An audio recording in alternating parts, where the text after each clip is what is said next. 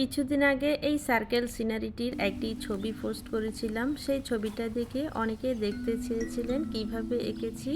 এই সার্কেল সিনারিটির একটি ভিডিও দেওয়ার জন্য, তো সেই জন্য আমি আজকের ভিডিওতে এই সিনারিটি এঁকে দেখাচ্ছি কিভাবে এঁকেছি স্টেপ বাই স্টেপ। তো ভিডিওতে দেখতে পাচ্ছেন এক পাশ থেকে ছোট ছোট করে আমি কয়েকটি ঘর এঁকে নিচ্ছি। এরকম সার্কেল সিনারিগুলো দেখতে অনেক ভালো লাগে। তো এক পাশ থেকে ছোট ছোট করে কয়েকটি ঘর আঁকার মাধ্যমে মনে হচ্ছে যেন একটি ছোট্ট গ্রাম। পেন্সিল দিয়ে বাড়ির এরিয়ার ডিজাইন করে নিয়েছি। আজকের এই সম্পূর্ণ ছবিতে কোনো রকম কালার করব না, পেন্সিল দিয়ে এই ছবিটি আঁকবো।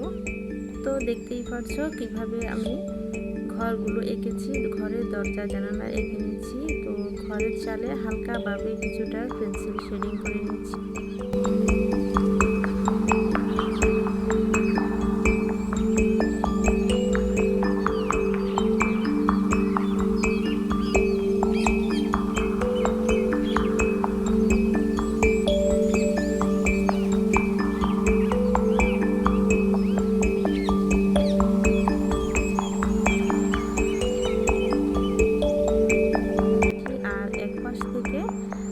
একবারে নিচের দিক থেকে কিছু পাথর এঁকে নিয়েছি। এই পাথরের ভেতর থেকে কিছু গাছ এঁকে নেব। আমাদের এই পেজটিতে প্রতিদিন ভিডিও আপলোড হয়ে থাকে, আপনারা নিয়মিত এই ভিডিওগুলো দেখবেন। খুব সহজ মাধ্যমে ছবি আঁকার চেষ্টা করি।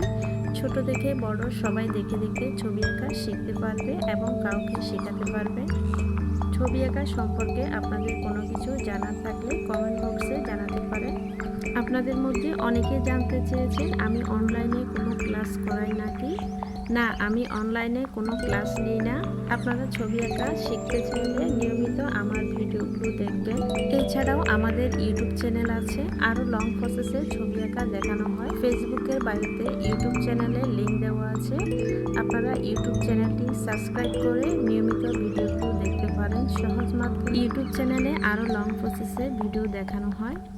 তো দেখতেই পাচ্ছেন পাথরের ভেতর থেকে দুটি গাছ এঁকে নিলাম। এই গাছগুলোর মধ্যে পেন্সিল শেডিং দিয়ে কালার করে নিচ্ছি। আজকের এই ছবিটা খুবই সহজ মাধ্যমে দেখানো হচ্ছে। আমাদের পেজে এবং ইউটিউব চ্যানেলে খুব সহজ মাধ্যমে ছবি আঁকা দেখানো হয়। তো দেখতেই পাচ্ছেন কিভাবে পেন্সিল দিয়ে সুন্দর একটি সার্কেল সিনারি এঁকে নিচ্ছি আর পেন্সিলের শেডিংগুলো কিভাবে করে নিচ্ছি। তো এই ছিল আজকের ভিডিও। কেমন লেগেছে জানাতে ভুলবেন না। ভালো লাগলে লাইক, কমেন্ট এবং শেয়ার করবেন। তো সেই সাথে আমাদের এই পেজটিতে নতুন হয়ে থাকলে ফলো দিয়ে যাবেন। ইউটিউব থেকে দেখে থাকলে চ্যানেলটি সাবস্ক্রাইব করে যাবেন।